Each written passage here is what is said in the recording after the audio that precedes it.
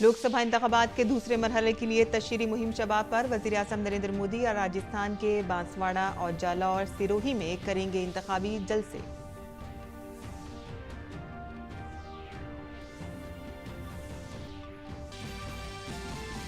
मरकजी वजीर दाखिला अमित शाह बिहार और मगरबी बंगाल में करेंगे इंतखाबी जलसे, तो वहीं वजीर दिफा राजनाथ सिंह मगरबी बंगाल के कई शहरों तो जेपी नड्डा कर्नाटक में करेंगे रैली से खिताब।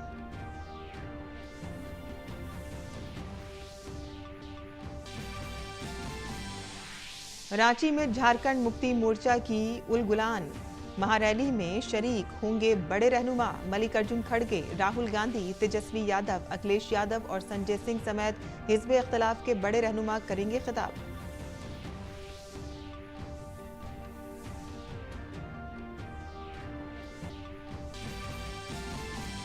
हिज़्ब इख्तिलाफ के दूसरे रहनुमाओं ने भी झोंकी ताकत। कांग्रेस जनरल सेक्रेटरी प्रियंका गांधी छत्तीसगढ़ और बीएसपी सरबराह मायावती यूपी के अमरोहा में करेंगी रैली। सीपीआईएम रहनुमा सीताराम येचुरी केरल में करेंगे इंतखाबी जलसा।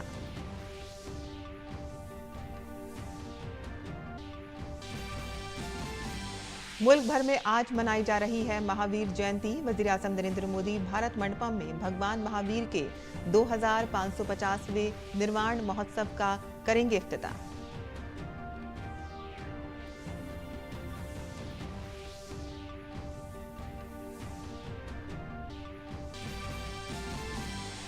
अमेरिकी वाले नुमाइंदगान में $95 बिलियन का बिल मंजूर। यूक्रेन, इसराइल और ताइवान को सिक्योरिटी इमदाद फराहम करने की तजवीज़। बिल सीनेट के पास भेजा गया।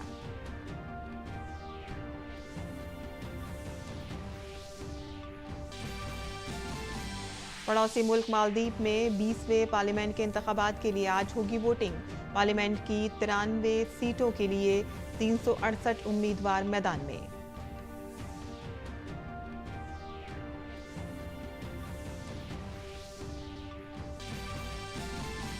और आईपीएल में आज बेंगलुरु का मुकाबला कोलकाता से। दूसरे मुकाबले में पंजाब किंग्स का मुकाबला गुजरात टाइटंस से। कल हुए मुकाबले में हैदराबाद ने दिल्ली को 67 रन से दी शिकस्त।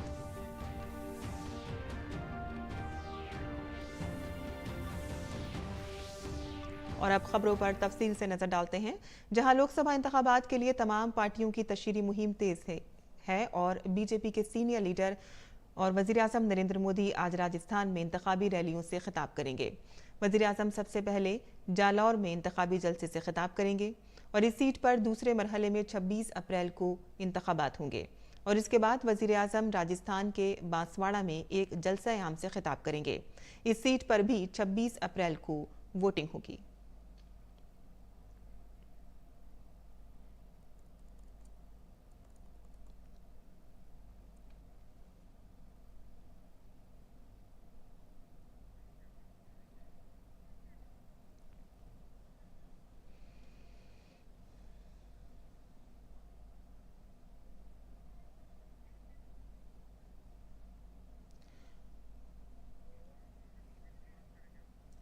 और वज़ीर-ए-आज़म नरेंद्र मोदी के आज राजस्थान में होने वाले जलसों के बारे में तफसील से बात करने के लिए हमारे साथ इस वक्त हमारे नुमाइंदे विशाल बैरिस्टो वहां से जुड़ रहे हैं।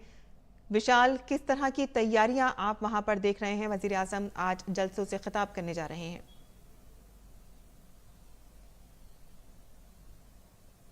अस्सलाम वालेकुम साइमा, मैं बता दूं कि मैं इस वक्त हूँ बांसवाड़ा में। बांसवाड़ा जो है वो रिजर्व सीट है, शेड्यूल्ड ट्राइब कैटेगरी में इसको रिजर्व किया गया है और तीनों यहाँ पर ट्रायंगुलर कॉन्टेस्ट है।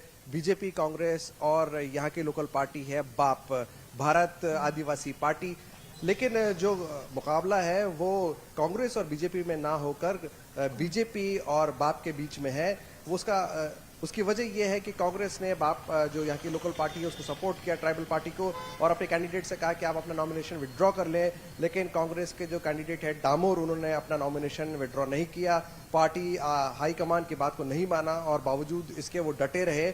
और कांग्रेस पशुपेश में है कि क्या किया जाए, क्योंकि कांग्रेस का बीएपी से अलायंस है। उधर बीएपी के जो रोथ हैं वो कड़ी टक्कर दे रहे हैं बीजेपी के महेंद्रजीत सिंह मालविया को। मालविया ने कुछ वक्त पहले ही कांग्रेस का हाथ झटक कर कमल को थाम लिया है और वो एक कैंडिडेट हैं जो देखे जा रहे हैं कि वो बीजेपी को यहाँ पर जीत दिलाएंगे। महेंद्रजीत सिंह मालवीय बांसवाड़ा में अक्सर जीत हासिल करते रहे। ये तो रही बांसवाड़ा की बात, जहां पर जो मुख्य जो मेन इशू है वो है रेल नेटवर्क, क्योंकि अब तक यहाँ रेल नहीं पहुंच पाई है। बात करें जालौर की, जहां पर वजीर आजम आज जलसा करेंगे सबसे पहले राजस्थान में, तो वहां पर इंटरेस्टिंग इसलिए हो गया है कि जालौर से former chief minister Ashok Gehlot के बेटे वैभव गहलोत को उतारा गया है। वैभव गहलोत पिछला चुनाव जोधपुर से गजेंद्र सिंह शेखावत के हाथों बुरी तरह हार चुके थे, लेकिन अब उनकी सीट बदली गई है। तो ये दोनों ही सीटों पर बीजेपी की नजरें हैं। हालांकि पहला जो राउंड हुआ है 19 तारीख को, जिसपे 12 सीटों का फैसला होगा, उसमें जो वोटिंग परसेंटेज है वो काफी कम रहा है, करीब 56%। तो वो बीजेपी के लिए एक परेशानी का सबब है और बीजेपी पूरी कोशिश में है कि जो बाकी 13 सीटों पर इंतखाबात होंगे 26 तारीख को, उस वक्त ये वोटिंग परसेंटेज को बढ़ाया जाए। साइमा जी विशाल, आपने बताया कि बांसवाड़ा में रेलवे एक नेटवर्क जो है वो एक इशू है, लेकिन इसके अलावा भी और कौन कौन से मुद्दे हैं जिनको लेकर प्रधानमंत्री वजीर आज़म आज अवाम से वहां पर खिताब करेंगे, तो उन मुद्दों को उठाएंगे? आपने कुछ हमें थोड़ी बहुत बताई है, लेकिन थोड़ी बहुत तफसील हम आपसे जानना चाहते हैं। साइमा, अगर हम बांसवाड़ा की बात करें तो जैसे कि मैंने आपको बताया कि ये एक ट्राइबल सीट है और यहाँ पर 73% आबादी जो है वो ट्राइबल है, वोट बैंक भी ट्राइबल है। और तीनों ही पार्टियों ने, चाहे वो बीजेपी हो, कांग्रेस हो या बीएपी हो, उन्होंने अपने जो कैंडिडेट्स खड़े किए हैं वो ट्राइबल हैं, क्योंकि ये एक रिजर्व सीट है। तो जो रेल का मुद्दा है वो काफी लंबे समय से यहाँ पर अटका हुआ है। महेंद्रजीत सिंह मालवीय जो कांग्रेस से चुनाव जीतते रहे हैं, उन्होंने भी इस मामले को बार बार उठाने की कोशिश की, लेकिन वो कामयाबी हासिल नहीं कर पाए। और जो यहाँ पर मुद्दा है वो है पानी की यहाँ पर बहुतायत है। आपको ताज्जुब होगा कि राजस्थान में गर्मी में पानी की किल्लत रहती है और हर जगह पीने के पानी की परेशानी रहती है, लेकिन यहाँ पर माही डैम है जिसकी वजह से काफी पानी है यहाँ पर, और यही बांसवाड़ा के लिए परेशानी का सबब है, क्योंकि यहाँ पर सीपेज की प्रॉब्लम ज्यादा है, जिसकी वजह से सीलन आ जाती है घरों के अंदर। कैनाल जो है वो उसमें सीपेज हो रहा है। तो रेल और वाटर सीपेज, ये दो ऐसे अहम मुद्दे हैं जिन पर इस चुनाव में चर्चा हो रही है। लेकिन जो बात करें हम आपस में कौन कैंडिडेट दूसरे को मात देगा, तो मेन कंपटीशन कांग्रेस और बीजेपी के बीच में नहीं है। कांग्रेस ने अपना कैंडिडेट को विड्रॉ करने के लिए कहा था, उन्होंने विड्रॉ नहीं किया है। मेन जो कंपटीशन है वो है बीजेपी में और बीएपी पार्टी के बीच। हालांकि 25 सीटों की अगर हम बात करें राजस्थान में, तो मोटे मोटे तौर पर बीजेपी और कांग्रेस ही आमने सामने हैं, लेकिन बांसवाड़ा में तस्वीर बिल्कुल उलट है। जी विशाल, बस आपसे एक आखिरी सवाल और करेंगे कि 19 तारीख को आपने बताया कि वोटिंग फीसद बहुत ज़्यादा कम रहा था, तो अब 26 तारीख को जब वहाँ पे वोटिंग होगी तो उसमें ज़्यादा से ज़्यादा लोग आएँ और अपना मत अधिकार का प्रयोग करें। इसके लिए किस तरह से लोगों को वहाँ पर कैंपेन चलाई जा रही है और इलेक्शन कमीशन की जानिब से क्या क्या और क्या तैयारियां की जा रही हैं? देखिए साइमा, जो वोटिंग परसेंटेज कम हुआ उसकी बड़ी वजह यह है कि राजस्थान में चल रहा है शादियों का सीजन, और यहाँ पर बांसवाड़ा में भी काफ़ी शादियाँ हो रही हैं। लोग अपने शादी ब्याह में बिजी हैं, और उसके अलावा जो है कटाई का मौसम भी चल रहा है, किसान अपने खेतों में अपनी फसलें काटने में लगा हुआ है। तो ये जो दो वजह हैं उसको लेकर कांग्रेस और बीजेपी दोनों काफ़ी सीरियस हैं और काफ़ी उनको परेशानी भी झेलनी पड़ी, क्योंकि पहला जो राउंड हुआ उसमें वोटिंग परसेंटेज काफ़ी कम रहा। तो बीजेपी का अगर हम बात करें तो बीजेपी ने पन्ना प्रमुख बनाया, यानी कि आपका जो एक पेज होता है उस पर जितने भी वोटर्स होते हैं, वोटर लिस्ट जो होती है उस पर इन्होंने पन्ना प्रमुख बनाया है, और उनको ये ताकीद किया गया है कि आप ज़्यादा से ज़्यादा लोगों को अपना वोट डालने के लिए आप एनकरेज करेंगे और इंश्योर करेंगे कि वो आकर अपना वोट डालें। हालांकि कांग्रेस की जब हम बात करते हैं तो कांग्रेस का जो ऑर्गेनाइजेशन है वो इतना मजबूत नहीं जितना कि बीजेपी का। बीजेपी के पास अपनी ताकत है। बीजेपी में ने जो स्टेट असेंबली का इलेक्शन जीता, उसके अलावा सेंटर में जो मोदी सरकार है पिछले 10 सालों से, तो डबल इंजन सरकार की बात की जा रही है यहाँ पर। इसके अलावा बीजेपी का अपना नेट पार्टी का कार्यकर्ता का नेटवर्क है, उसके अलावा आरएसएस का भी बहुत जबरदस्त सपोर्ट है बीजेपी को। लेकिन अगर हम कांग्रेस की बात करें तो वो सिर्फ कैंडिडेट अपने लेवल पे कोशिश करते हैं, और महेंद्रजीत सिंह मालवीया जो अपनी पेरेंट पार्टी यानी कि कांग्रेस पार्टी को छोड़कर उन्होंने कमल का दामन थामा है, वो बार बार यही कहते रहे कि कांग्रेस में लीडरशिप की कमी है और ये वजह है कि मैं कांग्रेस छोड़ के मैंने बीजेपी को ज्वाइन किया, क्योंकि बीजेपी के पास एक विजन है, एक लीडरशिप है। लेकिन मोटे तौर पे अब बात करें तो ये परेशानी बीजेपी के लिए ज्यादा बढ़ी, क्योंकि कांग्रेस ने 2014-2019 में कुछ खासा सक्सेस हासिल नहीं की थी। 2019 में तो उसका सूपड़ा साफ हो गया था, उनके हाथ कुछ भी नहीं लगा था। 25 में से 24 सीट बीजेपी के खाते में गई, जबकि एक राष्ट्रीय लोकतांत्रिक पार्टी के खाते में गई नागौर से। और अगर बीजेपी की बात करें तो बीजेपी की नजरें पूरी 25 के 25 सीटों पर है। इसलिए बीजेपी के लिए यह परेशानी ज्यादा बड़ी है कि इतनी एफर्ट्स करने के बाद भी वोटिंग परसेंटेज क्यों कम रहा, और इस पे काफी उनका मंथन चल रहा है और उनके वॉर रूम में इस पर स्ट्रैटेजी बनाई जा रही है कि 26 तारीख को जब 13 सीटों पर चुनाव होगा तो उसके अंदर जो पहले राउंड में कमी रह गई उसको कैसे पूरा किया जा सके। साइमा जी विशाल, बहुत बहुत शुक्रिया आपका इस तमाम तफसीलात के लिए। तो ये थे विशाल बैरिस्टो, हमारे नुमाइंदे, जो हमें राजस्थान से तमाम तफसीलात बता रहे थे। आगे बढ़ते हैं मजीद खबरों की जानिब, जहां लोकसभा इंतखाबात 2024 में वज़ीर आज़म नरेंद्र मोदी जिस चीज़ पर सबसे ज़्यादा जोर दे रहे हैं वो है मोदी की गारंटी। वो अपने 10 साला काम के हवाले से आवाम के दरमियान जा रहे हैं। वज़ीर आज़म नरेंद्र मोदी ने एशिया नेट न्यूज़ को इंटरव्यू देते हुए कहा है कि 2014 उम्मीद का दौर था जो 2019 में एतमाद में बदल गया। उन्होंने कहा कि इस बार जमानत लेकर अवाम के पास गया हूं मैं। 2013 में जबकि मेरे पर एक आरोप था, इस आदमी को हिंदुस्तान का क्या पता है, इस आदमी को दुनिया का क्या पता है, ये सारे नकारात्मक मुद्दे होने के बावजूद भी लोगों ने हमें सेवा करने का अवसर दिया है। और मैं कह सकता हूं कि 2014 वो उम्मीद का कालखंड था। 2014 में उम्मीद का वातावरण था, 2019 में ये एक प्रकार से विश्वास में पलट गया। और आज जब मैं 2024 में देशवासियों के पास गया हूं तो मेरा 13-14 साल का एक राज्य के मुख्यमंत्री नाते अनुभव, 10 साल का प्रधानमंत्री के नाते अनुभव, और इसमें किए हुए कामों के आधार पर मैं कह सकता हूं कि मैं इस बार गारंटी लेके गया हूं।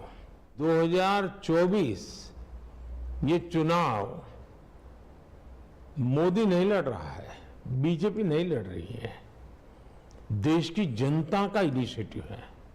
देश की जनता 10 साल के अनुभव के आधार पर निर्णय कर चुकी है, और इसलिए ये चुनाव का उस अर्थ में अत्यंत महत्व है। और रियासती हुकूमतों की तरफ से दी जाने वाली मुफ्त खिदमात के बारे में वज़ीर आज़म ने कहा कि मुल्क के शहरियों की सलाहियत को कभी कम नहीं समझना चाहिए। उन्होंने कहा कि उनका मकसद मुल्क के हर शहरी को बाइख्तियार बनाना है। निराशा की गर्त में डूबे हुए राजनीतिक दल हाथ पैर मारने का प्रयास कर रहे हैं। मैं मेरी बात बताता हूं। देखिए, मुझे लंबे अरसे तक गुजरात में एक मुख्यमंत्री के नाते काम करने का अवसर मिला है, और 10 साल से मुझे प्रधानमंत्री के रूप में लोगों ने काम करने का मौका दिया है।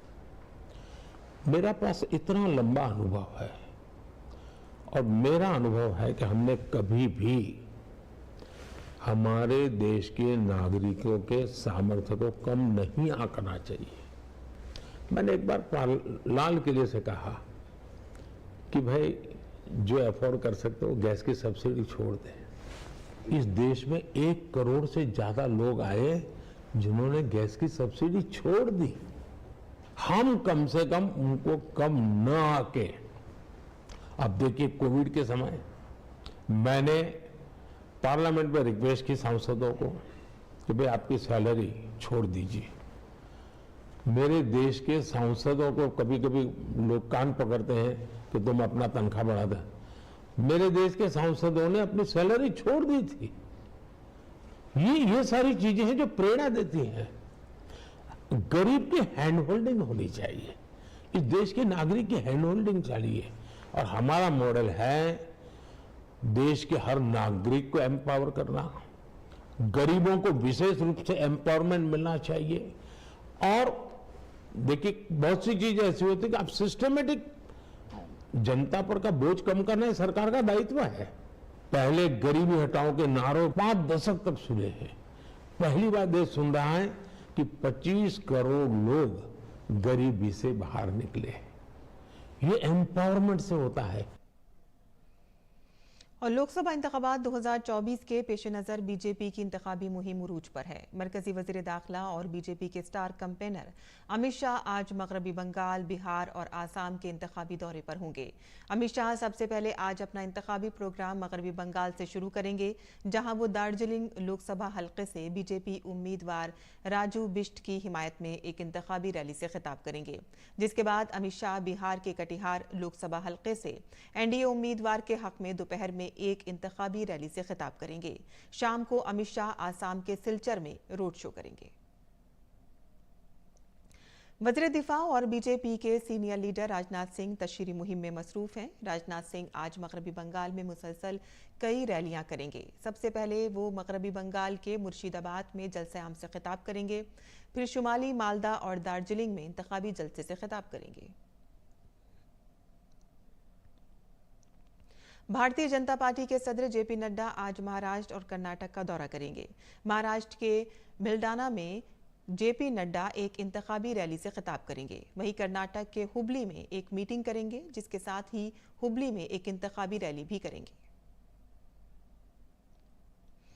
इंडी इत्तेहाद की खलीफ जमातों की आज रांची के प्रभात तारा मैदान में जेएमएम की जानिब से उल गुलान न्याय महारैली होगी। रैली में इंडी इत्तेहाद के मुल्क भर के बड़े रहनुमा जमा होंगे। महारैली से मुताल्लिक शहर में पोस्टर्स, बैनर्स लगाए गए हैं और इसमें कांग्रेस सदर मल्लिकार्जुन खड़गे, राहुल गांधी, तेजस्वी यादव, अखिलेश यादव, दीपांकर भट्टाचार्य, संजय सिंह, अरविंद केजरीवाल की अहलिया सुनीता केजरीवाल, नेशनल कॉन्फ्रेंस के फारूक अब्दुल्ला, उद्धव ठाकरे के अलावा वजीर आला चंपई सोरेन, कल्पना सोरेन के साथ इंडी इत्तेहादी जमात में शामिल रियासती सतह के रहनुमा मौजूद होंगे। जलसे के लिए एक बड़ा स्टेज और पंडाल तैयार किया गया है। जेएमएम के जनरल सेक्रेटरी सुप्रिया भट्टाचार्य ने कहा है कि ये रैली तब्दीली का नारा है और कांग्रेस ने अब तक रांची लोकसभा सीट से उम्मीदवार का ऐलान नहीं किया है।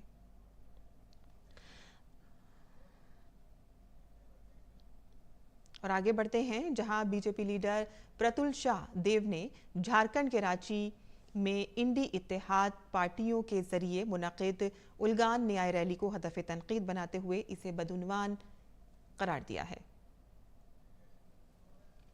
उलगुलान आदिवासी अस्मिता से, आदिवासियों के संघर्ष से जुड़ा बहुत पवित्र शब्द है, जिसे भगवान बिरसा मुंडा जी ने 1895 से 1900 के अपने आंदोलन में जिसका प्रयोग किया था। और ये तो भ्रष्टाचारियों का, टुकड़े टुकड़े गैंग का, परिवारवादियों का महाजुटान है। इसे उलगुलान कहना बिल्कुल उचित नहीं है। और लोकसभा इंतखाबात को लेकर कांग्रेस जनरल सेक्रेटरी प्रियंका गांधी आज छत्तीसगढ़ के दौरे पर रहेंगी। प्रियंका गांधी कई इंतखाबी जलसों से खिताब करेंगी। वो कांकेर लोकसभा हल्के में इंतखाबी तशहीर करेंगी और साथ ही मोहत डूंगर गांव में एक जलसे से खिताब करेंगी। मुल्क में इंतखाब जारी हैं और ऐसे में सियासी लीडर इंतखाबी तशहीर में मसरूफ हैं। आज बहुजन समाज पार्टी की सरबराह अपने उम्मीदवार की हिमायत में रैली से खिताब करेंगी। काबिले गौर है कि दूसरे मरहले में अमरोहा लोकसभा सीट पर 26 अप्रैल को वोटिंग होनी है। भगवान महावीर के यौम पैदाइश के मुबारक मौके पर वज़ीर आज़म नरेंद्र मोदी आज नई दिल्ली में वाक़े भारत मंडपम में भगवान महावीर के 2550वें निर्वाण महोत्सव का इफ्तिताह करेंगे। वज़ीर आज़म एक यादगारी डाक टिकट और सिक्का भी जारी करेंगे और इस मौके पर प्रोग्राम से भी खिताब करेंगे। जैन बिरादरी के संत इस प्रोग्राम में शिरकत करेंगे।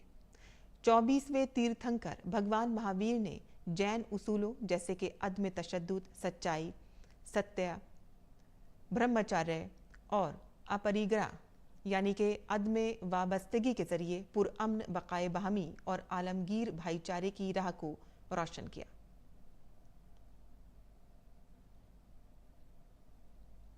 सदर जमुहूरिया द्रौपदी मुर्मू ने महावीर जयंती की मुबारकबाद दी है। सदर ने अपने पैगाम में कहा है कि तमाम हमवतनों को बिलखुसूस जैन बिरादरी के भाइयों और बहनों को महावीर जयंती की मुबारक हो और भगवान महावीर कुर्बानी, हमदर्दी और हसासियत के मुजस्सिम अलामत थे। भगवान महावीर की तहम्मुल, अखलाक, अदम तशद्दुद और अदम मिल्कियत की तालीमात आज भी मुतल्लका हैं और आइए इस मुबारक मौके पर उनकी तालीमात को अपनाने और तमाम जानदारों की फलाह बहबूद के लिए काम करने का अहद करें। और आगे बढ़ते हैं, जहां आज महावीर जयंती है। जैन पैरवेकार भगवान महावीर का यौम पैदाइश मनाते हैं, जो कुर्बानी, तपस्या और इंसानी फलाह की अलामत है। महावीर जयंती जैन मत के सबसे खास त्योहारों में से एक मानी जाती है। इस मौके पर वज़ीर आज़म नरेंद्र मोदी प्रगति मैदान में वाक़ भारत मंडपम में भगवान महावीर के 2550वें निर्वाण महोत्सव में भी शिरकत करेंगे। हर साल चैत्र महीने के शुक्ल पक्ष की त्रयोदशी तारीख को जैन पैरवेकार जैन मत के 24वें तीर्थंकर भगवान महावीर की यौम पैदाइश बड़ी शानो शौकत के साथ मनाई जाती है। भगवान महावीर को वर्धमान, वीर, अतिवीर और सन्मति भी कहा जाता है। उन्होंने पूरे समाज को सच्चाई और अदम तशद्दुद का रास्ता दिखाया। इस दिन जैन बिरादरी जैन मंदिरों में जाकर पूजा पाठ करते हैं, जबकि इस दिन एक अजीमुल शान जुलूस भी निकाला जाता है और इसके साथ साथ मुल्क भर में मुख्तलिफ प्रोग्राम भी मुनाकिद किए जाते हैं, जिनमें भगवान महावीर पर मबनी ड्रामे भी मुनाकिद किए जाते हैं, जो आने वाली नस्ल को भगवान महावीर का पैगाम देते हैं। भगवान महावीर जैन मत के 24वें और आखिरी तीर्थंकर थे। उनकी पैदाइश 599 कब्ल मसीह समझी जाती है। उनके वालिद का नाम राजा सिद्धार्थ था और वालिदा रानी त्रिशा थी और उनका बचपन का नाम वर्धमान था। जैन मत में तीर्थंकरा से मुराद 24 ऐसे महापुरुष हैं जिन्होंने अपनी तपस्या से रोशन ख्याली हासिल की और अपने जज्बात और ख्वाहिशात पर मुकम्मल फतेह हासिल की। भगवान महावीर स्वामी का जन कल्याणक महामहोत्सव जैन समाज के लिए नहीं अपितु हर धर्म के लिए ये संदेश देता है, जियो और जीने दो, जीव हिंसा मत करो। हर चीज़ का भगवान महावीर स्वामी के बताए हुए अगर रास्ते पे हम चलते तो शायद आज हमारे देश में किसी तरह की कोई दिक्कत नहीं होती। आज हम सब भगवान महावीर स्वामी के वचनों पर चलकर देश को ही नहीं, भारत को ही नहीं, पूरे विदेशों तक भगवान महावीर स्वामी की पताका को फहरा रहे हैं। वज़ीर आज़म नरेंद्र मोदी महावीर जयंती के मौके पर आज नई दिल्ली के प्रगति मैदान में भारत मंडपम में भगवान महावीर के 2550वें निर्वाण महोत्सव में शिरकत करेंगे। ये त्यौहार भगवान महावीर स्वामी के यौम पैदाइश की याद में मुनाकिद किया जा रहा है। इस तकरीब को लेकर पूरी जैन बिरादरी में जोशो खरोश है। इस प्रोग्राम में हिस्सा लेने के लिए मुल्क के मुख्तलिफ सूबों से नुमाइंदे दिल्ली पहुंच रहे हैं। भगवान महावीर के सच्चाई और अदम तशद्दुद के पैगामात दुनिया को हमदर्दी और बेलौस सादा जिंदगी गुजारने की तरकीब देते रहे हैं। गिरीश निशाना की रिपोर्ट, डीडी न्यूज उर्दू खबरें। उर्दू अखबारात पर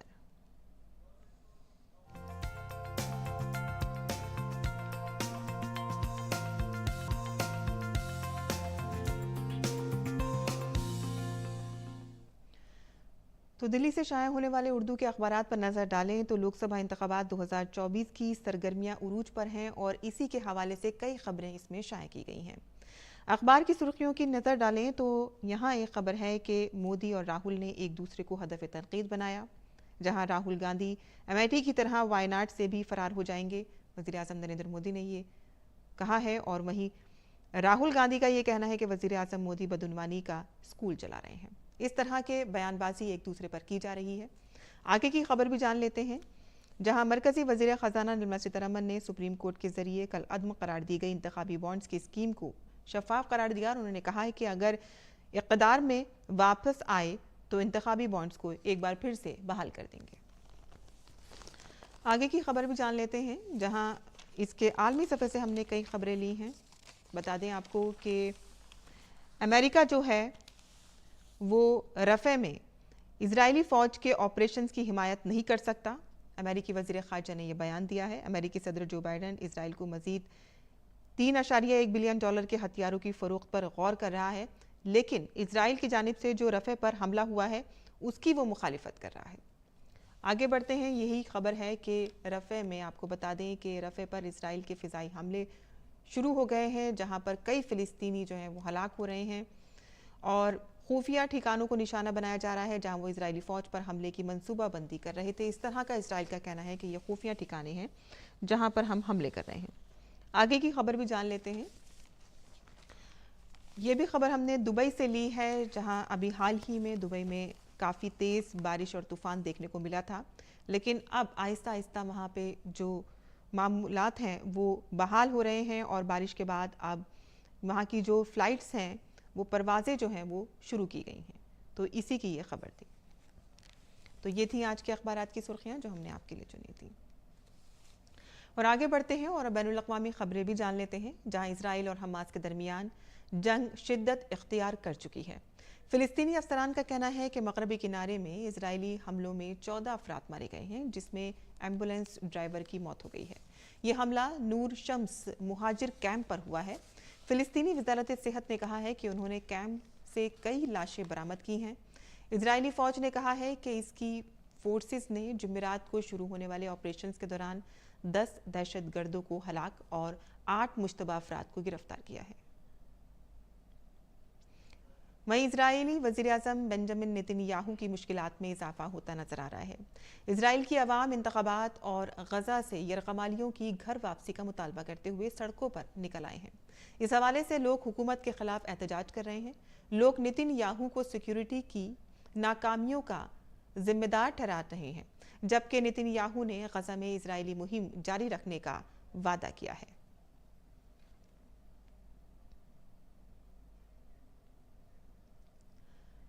और तुर्की के सदर रजब तैयब एर्दोगान ने हफ्ते के रोज इस्तांबुल में फिलिस्तीनी इस्लामी ग्रुप हमास के सरबरा इस्माइल हानिया से मुलाकात की।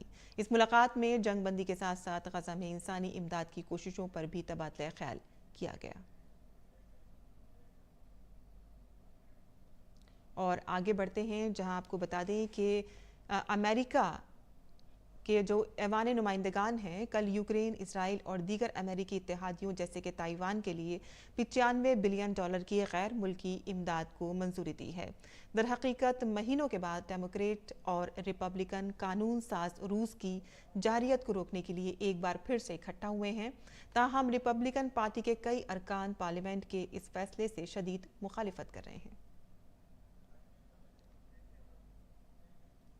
और खेल की खबरों में आईपीएल के रवा सीजन का 36वां मैच आज कोलकाता नाइट राइडर्स और रॉयल चैलेंजर्स बेंगलुरु के दरमियान खेला जाएगा। ये मैच ईडन्स गार्डन कोलकाता में खेला जाएगा। केकेआर की टीम जबरदस्त फॉर्म में है, वहीं दूसरी तरफ रॉयल चैलेंजर्स बेंगलुरु की टीम खराब फॉर्म से गुजर रही है।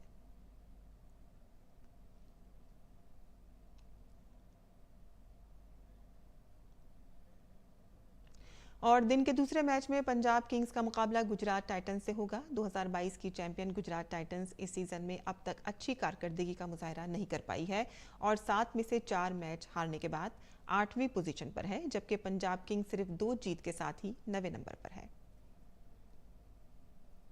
और इसी के साथ ही हमारा खबरनामा खत्म होता है। हमारी पूरी टीम को दें इजाजत। आदाब।